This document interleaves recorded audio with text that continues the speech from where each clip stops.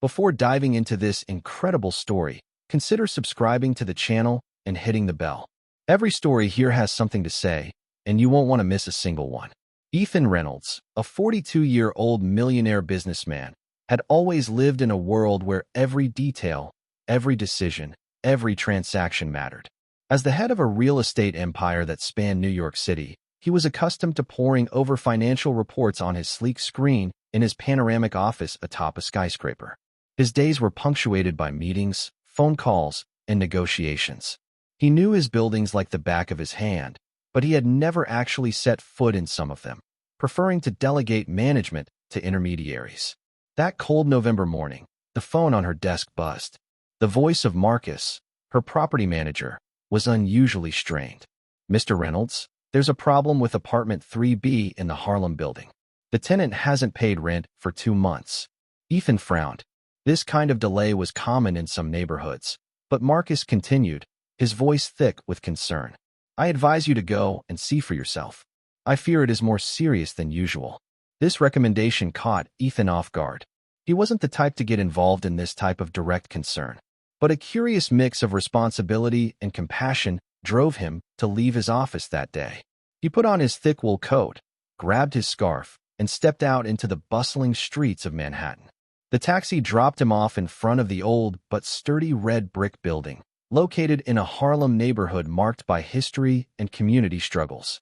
The building looked tired, the walls bearing the marks of time, faded graffiti, and the smell of old wood and concrete.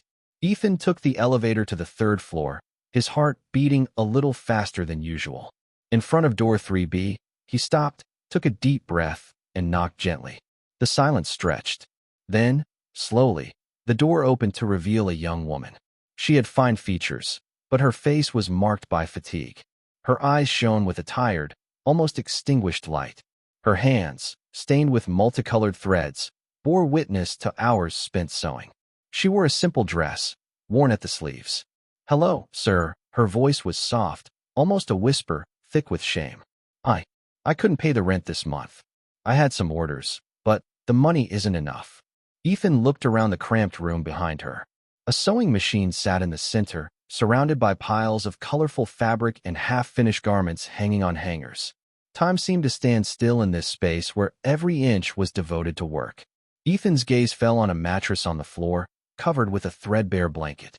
An old refrigerator creaked in the corner, almost empty except for a few wilted vegetables.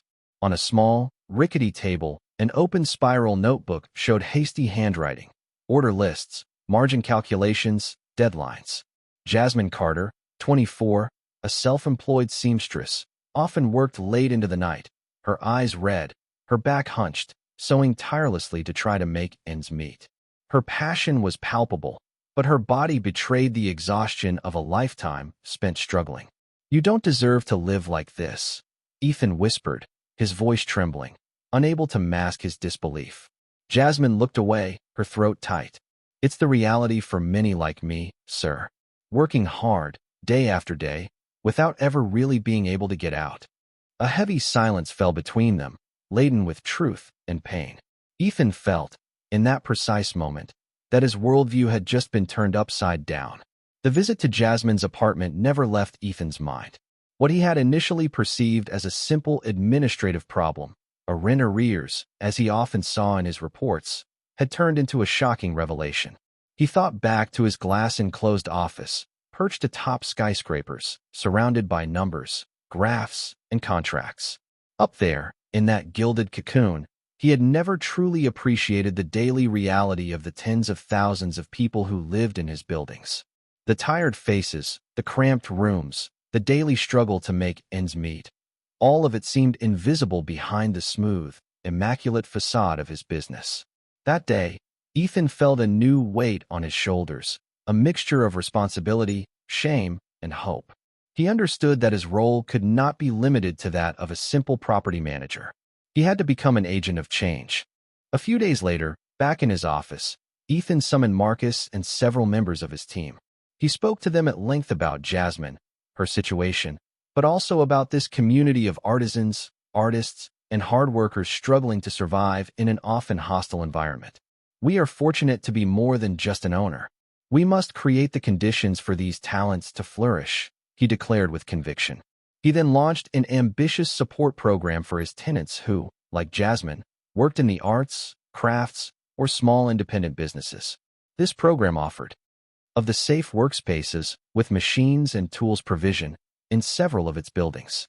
Low-interest microcredits interest to finance small businesses and enable equipment purchases.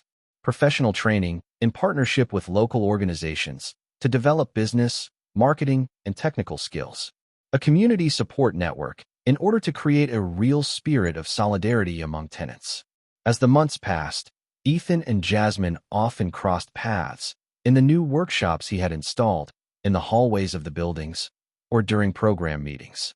A deep relationship developed between them, based on mutual respect and understanding. Jasmine taught him to see the world differently, to feel the beauty in perseverance, the dignity in sweat and effort, and the passion that transcends the simple struggle for survival. She told him about her childhood dreams, her failures, her small successes, and above all, this fierce desire to create, to bring her ideas to life. Ethan, for his part, shared with her his doubts, his fears of never being enough, and the loneliness he often felt at the height of his empire. With Ethan's help, Jasmine organized an exhibition at a local gallery. Her creations, hand-sewn dresses, customized clothing, and unique accessories caught attention. Visitors were captivated by the quality and creativity, as well as the moving story behind each piece. The exhibition quickly toured New York City. Jasmine became a symbol of urban resilience, a rising star of local craftsmanship. This story inspired other owners, entrepreneurs, and even institutions to rethink their social responsibilities. Ethan received invitations to speak at conferences and participate in panels on social entrepreneurship. He was no longer just another millionaire. He had become a committed man, aware of the real challenges faced by thousands of people like Jasmine. His empire was no longer just a collection of buildings, but an engine of social transformation.